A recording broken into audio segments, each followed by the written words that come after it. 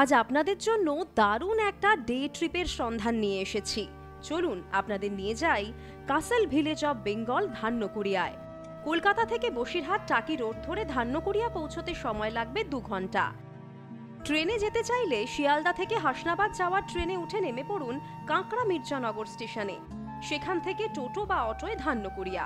এখানে দেখে নিন ইউনেস্কো ওয়ার্ল্ড হেরিটেজ গায়ন গার্ডেন, সঙ্গে রয়েছে আশ্চর্য সব ইউরোপিয়ান স্থাপত্য। গায়েন বাড়ি, বল্লভ বাড়ি আর শাওবাড়ির মতো দারুণ সব স্থাপত্য নজর কাড়তে বাধ্য। তাহলে আর দেরি কেন, বেরিয়ে পড়ুন প্রিয়জনকে সঙ্গে নিয়ে।